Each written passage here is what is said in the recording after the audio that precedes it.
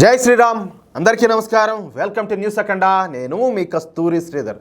మిత్రులారా, మీకందరూ కూడా ఒక గొప్ప శుభవార్తను అయితే తీసుకొచ్చిన. మన భారతదేశానికి చెందినటువంటి ఓఎన్జీసీ అతి పెద్ద ముడి చమురు చెరువునే కనిపెట్టింది. ఇదేందిరా స్వామి, ఈ ముడి చమురులకు సంబంధించినటువంటి బావులు మేము విన్నాము, కానీ నువ్వేంది ఏకంగా చెరువు అని చెప్తున్నావే, చెరువులో ఏడన్నా ఈ ఆయిల్ ఇట్లాంటి దొరుకుతుంది అని చెప్పి మీరు అనుకోవచ్చు. ఈ న్యూస్ చూసారంటే మీకు క్లారిటీ వస్తుంది, మీకు పిచ్చి పిచ్చిగా నచ్చేస్తుంది. అది మాత్రం పక్కా, ఓకేనా? ఇది నిజంగా అంటే ఇప్పుడు నేను చెప్పబోయే వార్త ఒక అద్భుతం అని చెప్పి చెప్పుకోవచ్చు. మనకు ఏకంగా ఒక ఆయిల్ చెరువే దొరికింది. టెక్నాలజీ అభివృద్ధి చెందే కొద్దీ మన దేశంలో ఉన్న ఈ సహజ వనరులు ఒక్కొక్కటిగా బయటపడుతున్నాయి. నిజానికి మన దేశంలో సహజ వనరులకు కొదవేలే, అయితే వాటిని గుర్తించే టెక్నాలజీ మన వద్ద మొన్నటి వరకు ఉండేది కాదు. ఇది గుర్తించేటువంటి ప్రధాని మోడీ గారు మన దేశంలో ఆయిల్, అదేవిధంగా నేచురల్ గ్యాస్ నిక్షేపాలను కనుగొనడానికి ఫ్రాన్స్కు చెందినటువంటి సంస్థలతో కలిసి పనిచేయాలని చెప్పేసి నిర్ణయం తీసుకున్నారు.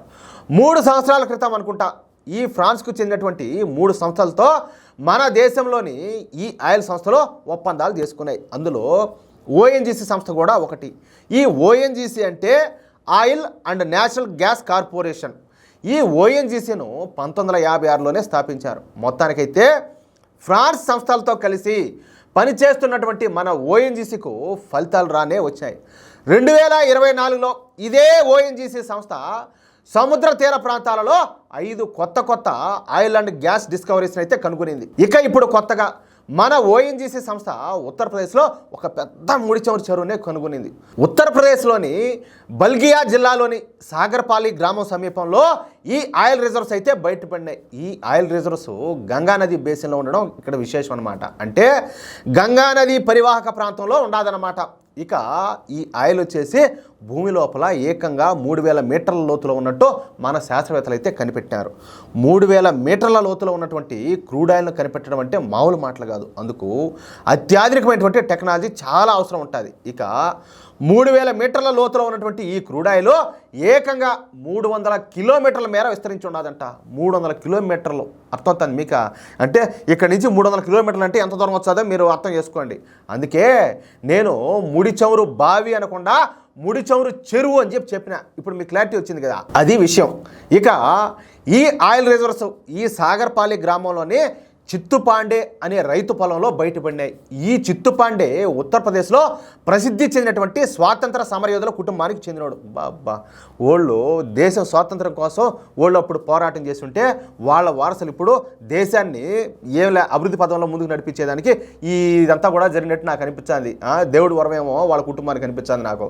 అవునా కాదా నేను చెప్పేదా? దీంతో ఆ చిత్తుపాండే కుటుంబం నుంచి 6.5 ఎకరాల స్థలాన్ని ఈ ఓఎన్జీసీ అయితే లీజుకు తీసుకునింది. సంవత్సరానికి 10 లక్షల రూపాయలు ఆ కుటుంబానికి ఇచ్చే విధంగా ఈ ఒప్పందం అయితే కుదిరిందనమాట. ఈ ఆయిల్ రిజర్వ్స్ ఈ బల్లియా జిల్లాలోనే సాగర్పాలి నుంచి ప్రయాగ్రాజ్లోని పాపమ వరకు విస్తరించి ఉన్నాయంట. చెప్పినా కదా ఇంతకుముందు 300 కిలోమీటర్ల మేర విస్తరించి ఉన్నదన్న.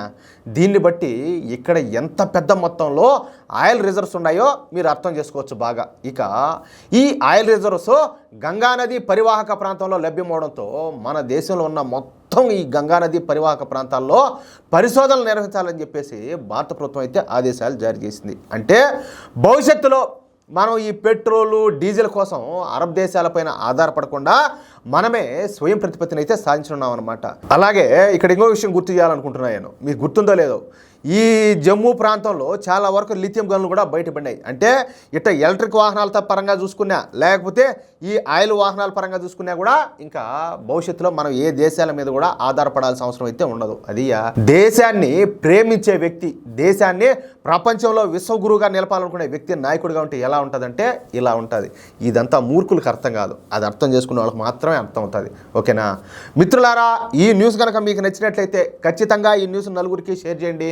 అదేవిధంగా ప్రతి ఒక్కరు కూడా మీ యొక్క అమూల్యమైన అభిప్రాయాలను తప్పనిసరిగా కామెంట్ రూపంలో తెలియజేయండి. అలాగే ఇంతవరకు మీరు కనుక మన ఛానల్ను సబ్స్క్రైబ్ చేసుకున్నట్టయితే ప్రతి ఒక్కరూ మన ఛానల్ను సబ్స్క్రైబ్ చేసుకోండి, సపోర్ట్ చేయండి ప్లీజ్.